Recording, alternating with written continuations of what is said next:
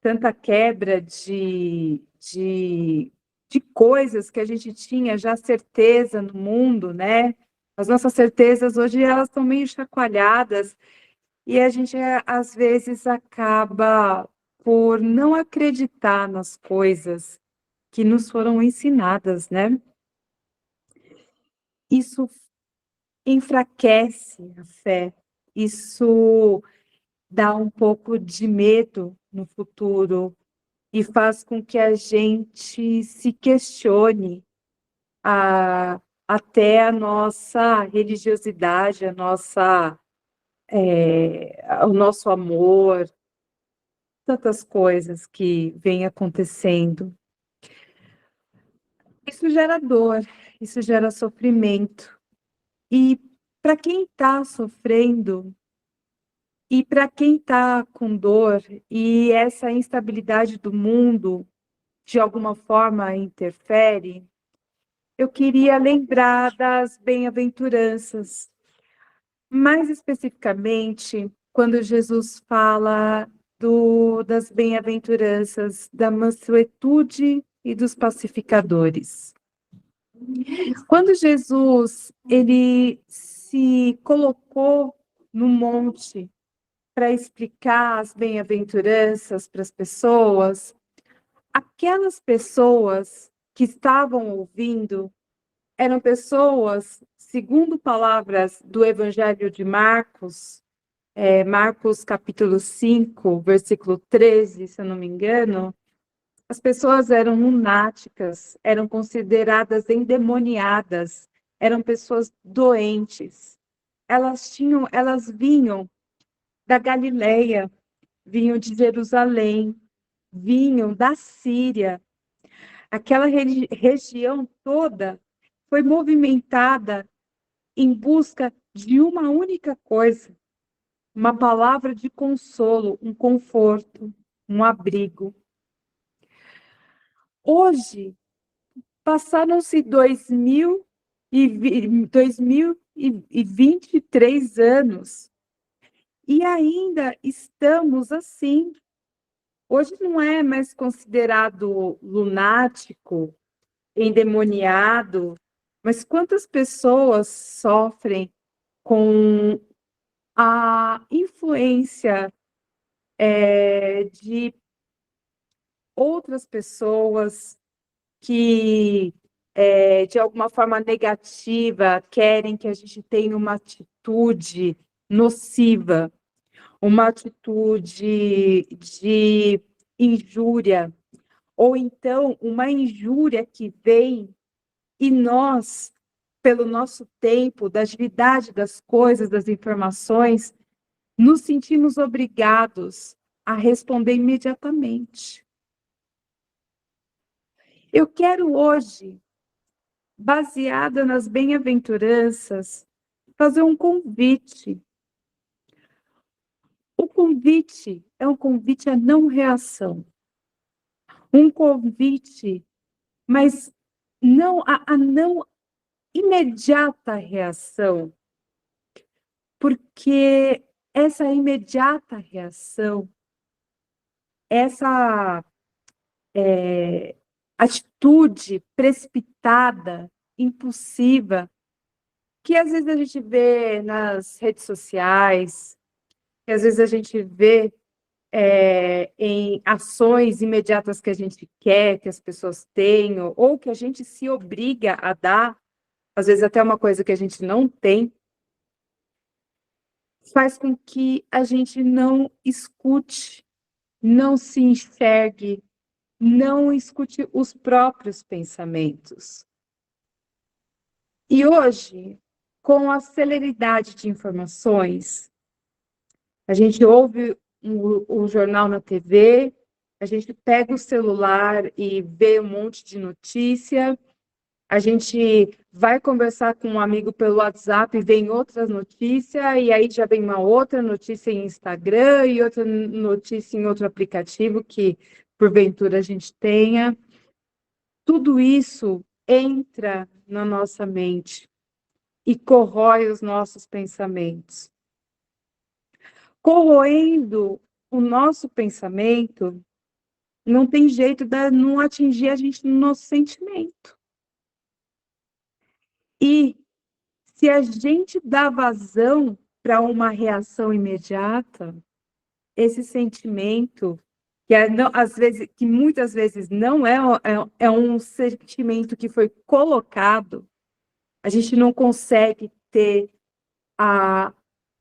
o discernimento necessário para separar o que é do outro, o que é nosso, o que é das redes sociais, o que é de uma imposição de mídia e o que é o correto, e o que é o justo, o que é a ação que vai ser boa para todo mundo.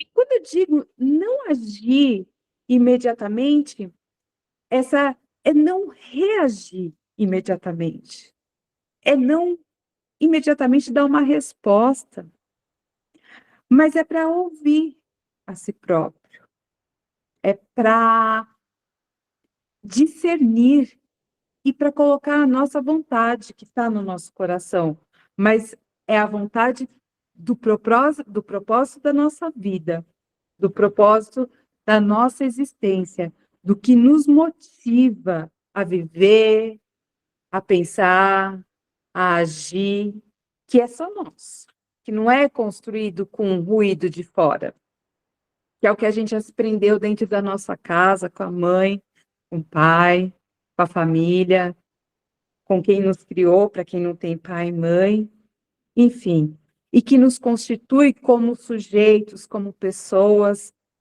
que delineia a nossa caminhada. Isso, não reagir, não é uma atitude covarde, pelo contrário, é uma atitude de coragem, porque essa atitude de coragem vai nos dar uma ação perfeita, feita até o final, do final do pensamento. Uma ação tem por trás dela um pensamento e um sentimento. E isso, e a nossa ação, às vezes não tem o pensamento e o sentimento. A nossa ação, às vezes, tem o pensamento de alguém que a gente viu no Facebook. Tem o sentimento de alguém que a gente viu no Instagram. Cadê nós? Às vezes a gente confunde os sentimentos, porque a gente se condói, condoer, né? Sentir dor junto. Apesar de todos nós sentirmos dor, a minha dor é de um jeito, a dor do outro é de outro. E uma não reação imediata vai justamente quebrar, dividir, identificar o que é meu e o que é do outro. Porque o que aparece é a nossa ação. Ninguém está vendo os motivos, que no caso são pensamento e sentimento. Enfim, eu penso, meus amigos, que diante de tudo isso, a doçura e a afabilidade, ela é a melhor resposta para se dar. Mas, muitas vezes, as reações, elas não comportam isso. Muitas vezes as pessoas esperam de nós uma coisa mais enérgica, só que não condiz com o que nos foi ensinado por Jesus. De qualquer forma, a afabilidade e vai ser uma espécie de bálsamo A gente julga que as más ações, que a agressividade só é empurrada, só é acabada, né, afastada, quando tem mais violência, e não é. É a ausência de violência que vai gerar a paz.